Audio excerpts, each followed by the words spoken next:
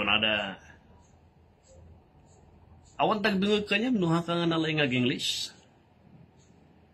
and nuda duma agpaisu dati ada iti panawon nga very critical iti tao nga nalaing ka nga English laki di kat daya-dayaw nakadagiti educated nga tao.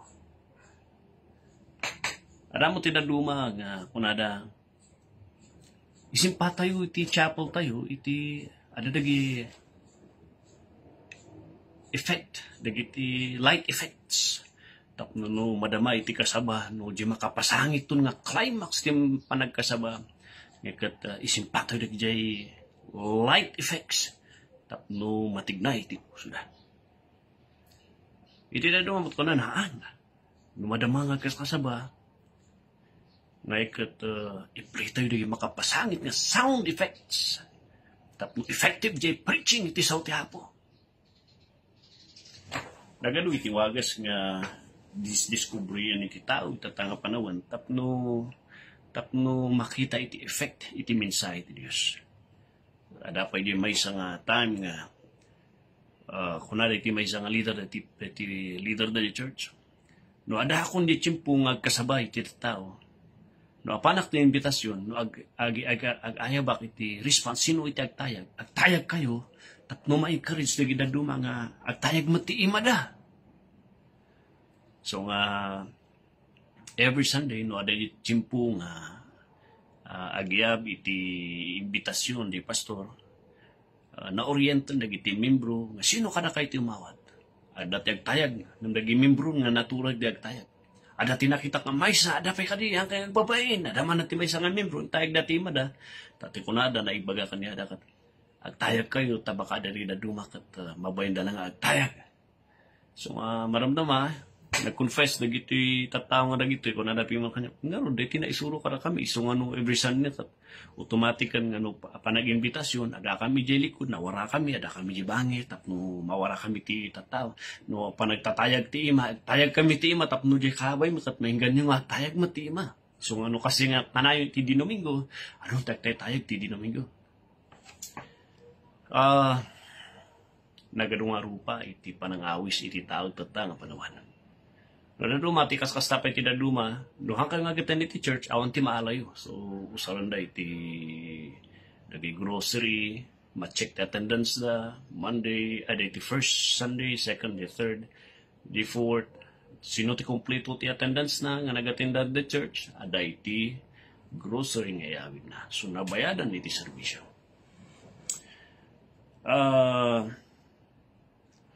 in all this, I see no biblical nga ebidensya nga even ni Jesus kan uray dagiti disipulo katinarami na dihay.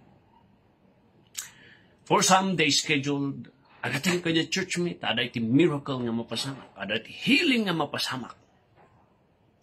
Miracles and healing. Ada ba kada kayo?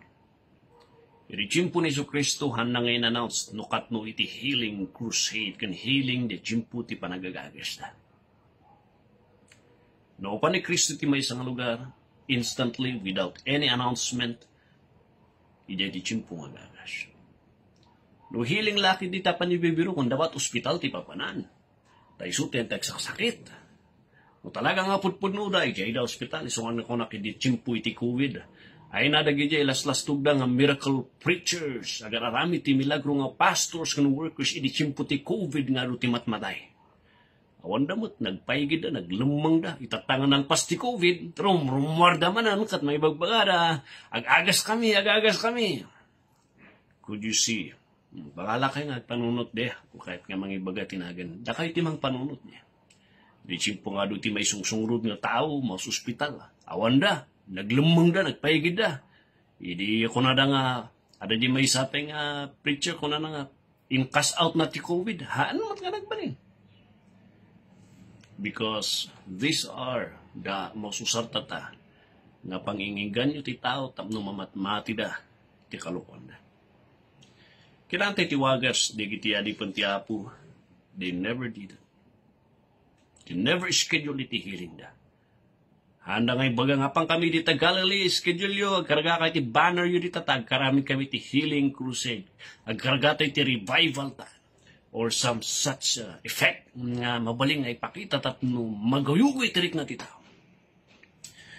Dahil timot lang ti ko na Apostol Pablo is the 1 Corinthians chapter 2. Nay, brethren, kakapsat, idinmaya kada kayo. I came not with excellency of speech or of wisdom, declaring unto you the testimony of God. Malagi po kada idinmaya kada kayo. Never nga napanak nagpalanggwad. Anya tikat na sa unjay excellency of speech. Kat kung maawatan nyo, iti kultura da, iti panahon ni Apostol Pablo dito maiararig nga Diyos dagiti tao nga nalaingag sa iti sanganan dagiti orators. Iti tsimpu daw may nga galad iti may nga intelektual nga tao nga madaydayaw iti panahon da ket dagiti orators. Eno adati may nga galad na iti tao nga ag-orit nga adu iti makonbinsar iti teatro nga tausan si tao tagdengan. He is considered nga kas may kaslang at di Diyosan iti panahon da madaydayaw. Pinapintasan di diction, pinapintasan di preparasyon, di panangipresenta, di pinapintasan di effect, iti sound. Kunan Apostol Pablo, idiin maya kada kayo hanga dagiti nagbaling standard. Idiin danong ko ti sao iti Diyos kada kayo haan ko nga sinurot iti wagas. Iti daydayawon iti panawan tayo iti syudad tayo iti Corinto. Inmaya ko lang na nagsimpli ngayon kasabak kada kayo iti sao iti Diyos. Ako nga sinurot iti sirib iti tao, ti lubong tayo, di panawon tayo. No tatako mga panawon, ako nga sinurot na iti sound effect, light effects, member effects of raising hand. Kaya daduma nga nagdadakkel nga tarpulin kan pampa-effect, pampasangit dita, ako nga inusal di ay. It's just simply trusting iti power, iti sao iti Diyos. Nausalan ti Santo Espiritu. For I determined not to know you anything among you except Jesus Christ and Him crucified. Di lang magkarigagay ko, may kasaba ni Kristo, nga natay, naikali na ungar. Kaya isunat ti mangisalakan. Simple as that. And edi chimpungin maya kada kayo, verse 3, I was with you in weakness and in fear and in much trembling. Implying the method na, the style na, it's just simple as it is. Kung na iti tao, ti standard iti, ordinaryo nga tao iti, anyang, deta. Kumpara ka mo't adagi orator iti, at sino ka mo't Apostol Pablo? Mind you, ipas niya hanga kunang-kunang ni Apostol Pablo. He was a bright, high-caliber student ni Gamaliel iti Tsimpuna. And when it comes to history, when it comes iti galad lang ag-orit, ada ti galad ni Pablo, hanga ng kunang-kunang isuna. He was a high-caliber Christian, damhanga nagtalak isuna, ti wagas, iti panahon na. Malagi pili. Kung iti may isang kapsat, among ti susarin bitap na makaurmong kami ti adu nga membro iti Domingo, usarin may iti effect, iti adu nga tao. The Mother Church, awisan may iti nagadu nga membro iti church tap na maiguyugo iti adu nga tao. So nga makikita dara kami katagur adu ti umay nga agatatindar. Isu mati umayan ti nagadu nga tao, isu adu iti agatatindar iti church. Yan ko na kanyanan. With all due respect, kapsat, bro. Adi pa'y no awantong nga naging membro nga di nga dumtang ti Tsimpu nga aglaylo damat awanan ti mapanigjayan yung outreach. Adi pa'y awanan ti maawis ga pusta, awanan ti mumay. Kasi napadas mi di jay nga di Tsimpu nga adaya outreach mi nga may isang lugar. No adu ti mapmapan, adu ti maguyugoy nga paiso. Nung di Tsimpu nga awanan ti mapmapan, awanan ti maguyugoy. Di effect lang agpaiso iti number. Nung di effect lang ti number, ti rason no apay nung umay ti tao. Di curiosity, pinakadudang umamay dito eh. Nami di Tsimpu nga awanan.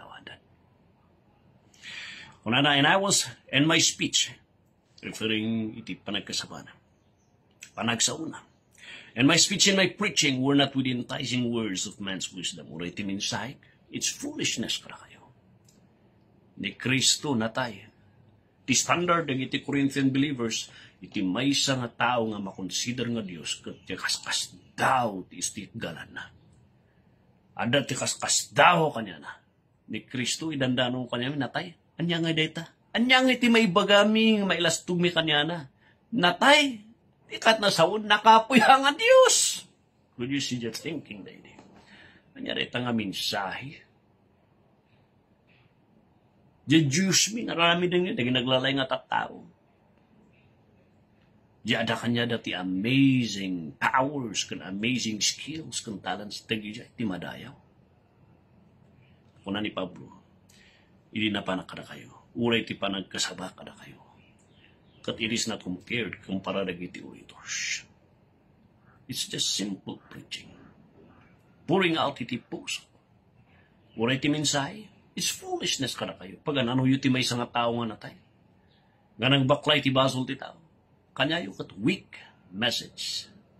Na misutindahan ko kada kayo. Ako nga pinapinta-pintas di jay. Ako nga in sugar coat.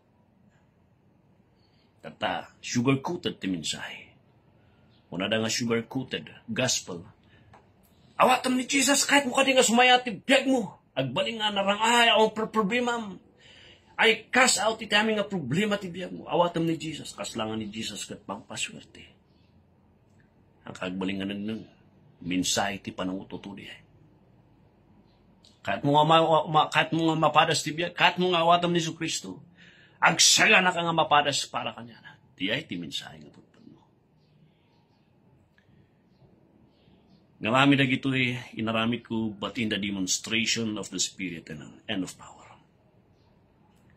Iti wagas ti panagkasabat ng mensahe kat intalag ko ti Santo Espiritu kat nanyaman ti bunga na. Dahil ti bunga ti Santo Espiritu. Nga trabaho kanya kat ti Santo Espiritu. Could you see, iti trabaho kan lugar ti Santo Espiritu?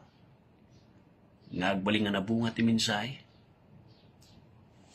Haan nga di method. Haan nga di kinalalayngan. Haan nga pinapintasan ti English. Haan nga kinaduan iti programa. Awan nagdumaan tayo, nagidaduma nga religious cults. Aktiv na pa yun, da kayo. Inardaw da dyan nga may ninitan nga aga. Aramidan dati obligasyon na. Magmag na data nga pa nagkasabangan ni Jesus kat tao. Ni Jesus kat may isang kapsat ni Satanas. Aktiv daw na eh. Ano ba ka na kayo? It's all about iti Espiritu ti Diyos. Usaran na iti simpleng awagas nga indala na. Just the simple preaching iti sa tiapo. Nga usarin na nga mantig na iti puso. That is how dagiti adipan ti Apo handled iti sa ti Apo. No sugarcoating. Awan ti parang ututo. It's just a direct sawu iti Apo nga naidanaw ti tataw. God bless you kakapsat. Kuna na jay apay nga kastoy that your faith should not stand in the wisdom of men but in the power. I remember people. Ano na duma mapiktaran tayo tilayang dangag. So, di galad dang agtakder di siyang I remember one time na usap ti may isang camp. I'm just pouring out my heart. Kasabab is Santa Fe. Then, adu dagiti young people that is a youth camp na bindisyonan dagiti young people. And on the last day, the whole camp kundi ada dati may isang lakay nga pastor nga kaslang hanak pulos payat nga kaistorya. Kairita nga kasangsango na kung gana dimteng din simpo. Nalpas iti service. Napanagyaman, nag-speech. Apa is, dahito lang kasla impakita na. Kasla dahito lang ti nalay nga kasaba. Siya kung nalay ako na kasaba. Nagkasaba kiti iso na imbis nga kunada nga anya ti may bagang pastor. Encouragement, last encouragement. Napang kini nagkasabay, nala na amin di oras ko. Impakita mo ti oratorical skill na.